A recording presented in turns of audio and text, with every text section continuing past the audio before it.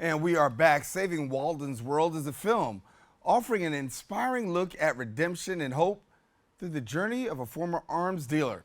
Now, after recognizing the harm his past work has caused to vulnerable communities, he dedicated decades to make amends and fostering a sustainable future. Now, the documentary sheds light on his transformational quest as well as his commitment to positive change. Joining me now, we've got the director of Saving Walden's World. We got Jim Merkel. And Jim, thank you so much for being with us. Hey, it's great to be with you, Darren. So you make this awesome transition, and again, glad to have you. You make this awesome transition from being a military subcontractor to now a filmmaker. How does this come about?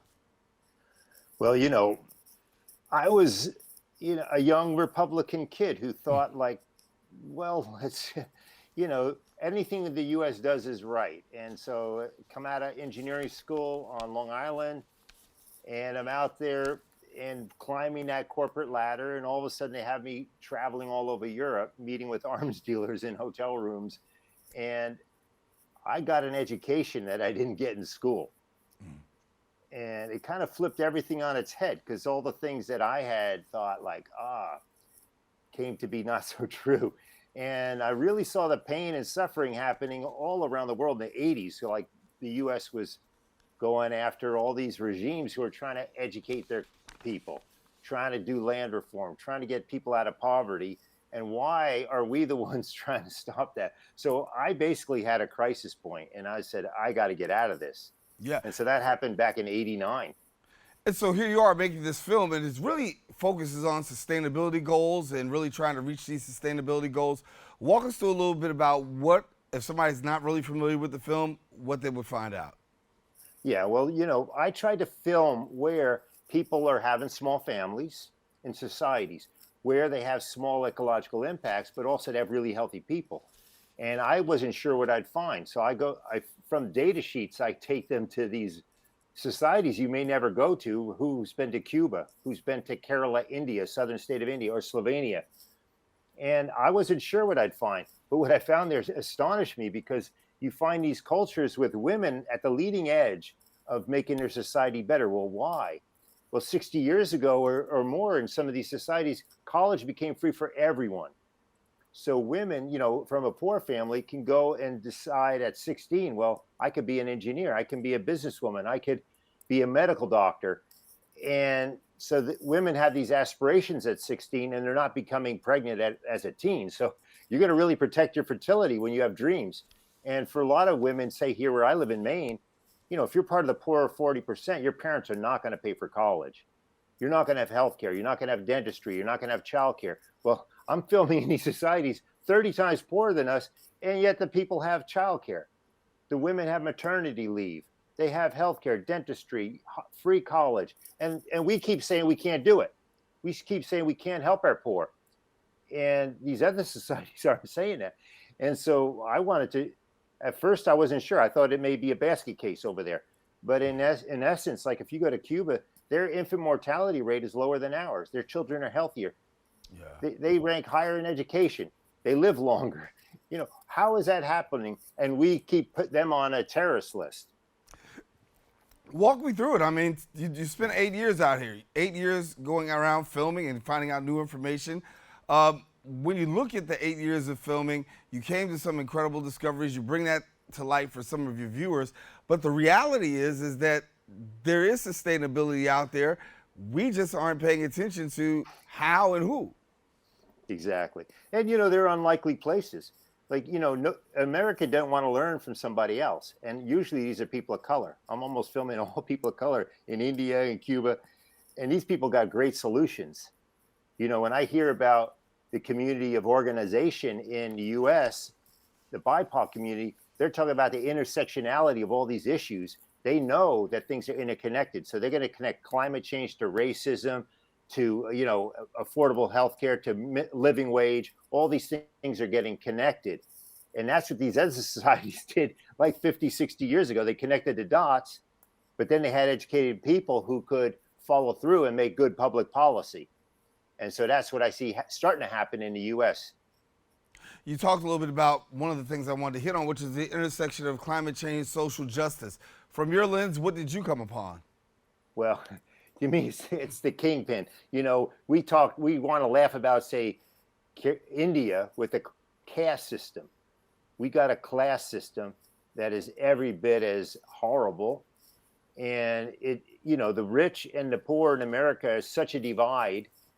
And you got to make life better for everybody. That's the only way we're going to get anywhere, is to, you're always looking out for who is not getting served, Like, it's not like make America great. It's like America would be so great if it would help others be great by, like, making sure they have clean water, making sure they're not invading their country for getting the business interest going in those countries.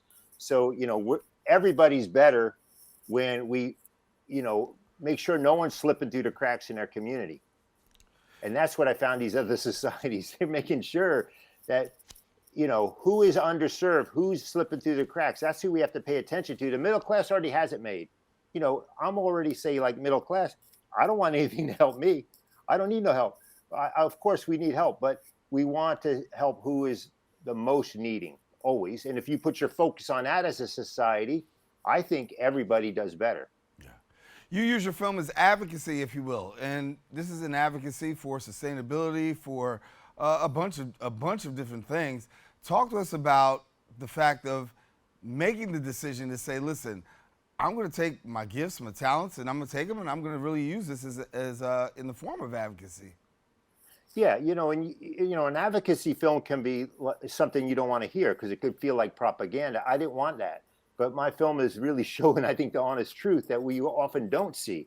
So when people see my film, they're saying to me afterwards, like, "Wow, I had never experienced what it's like for a fishing village in India of women who are, like, they're dressed in saris and they're putting the fish in a basket and putting it on their head, and then they're selling it within like 20 minutes at a market, and the market is just full of women who are employed and selling the fish and making the money. And 30, 40 years ago, that would have been the men making all the money. And so what they're transforming is all these women-led businesses in India, like where I filmed in Kerala. There's 4 million women in a neighborhood groups who are forming small businesses, and they keep the money. And what they spend the money on in these villages is, helping their kids with school supplies, clothing, their needs. And if you give the men in these the money to the men in some of these societies, unfortunately, they'll buy a scooter for themselves, or they'll go and buy alcohol. And so what societies are finding, if you empower women and get them economically sound, and they're not under the thumb of their husband, who's going to keep them in the house, they really contribute to society in ways that, it's not that surprising to me in a way, but I think it's surprising to a lot of people and Americans who maybe want to discount. Like, we always want to kick the people below us. And if you stop doing that and you say, these are my friends and people I want to work with, and we can solve problems together in our community, everything starts happening. I want to talk about the timing of the film. Actually, it's being released as a screening that's coming up right around the corner. It actually coincides with the United Nations and the Summit of the Future that's taking place right there. Talk to me about what you want viewers to be able to take away from this film. Yeah, well, I'm bringing people where these sustainable development goals, they call them the SDGs, 17 of them. It starts with getting rid of poverty. I want people to realize, like, here in America, I'm not trying to rub your nose in it, but we could do so much better for our people. And that's what my film shows. If Kerala, with 30 times lower GDP, if Cuba, under a 65-year embargo, can have their children have lower mortality rates than us and perform better in education, have doctors graduate with no debt from medical school, why can't we? So what I'm hoping people will take from this is, like, sustainability is happening. Get ready and contribute, because if we contribute together, we're going to really get it to happen. And I'm calling it Saving Walden's World. That's my son, Walden. He's 14 now. And if you think they have a future, if we don't really get busy, so I don't want to say, hey, those kids are going to figure it out. I think that's too big of a burden for an adult to put on the kids. And I'm like, who's the adult in the room? So if you're an adult in the room, you're watching the world today, you got to get involved. Yeah. There's no other way. We got to get involved and have fun making the world better. And our kids are going to see us having fun, making the world better, making the community better, wherever we live. If we're in the Bronx, if we're up here in Maine, we're making the world better. And when they see that, they get inspired, you know. But if we're just like playing around while the Titanic is sinking, what are they learning from that? Yeah. Jim Merkel, I got to leave it there, but thank you so much for joining us, talking about really cultural competence, consciousness, and you're right on it. And we want to let people know they can go see Saving Walden's World. And thanks for taking the time and giving us a little bit about it. And we look to see you in the future.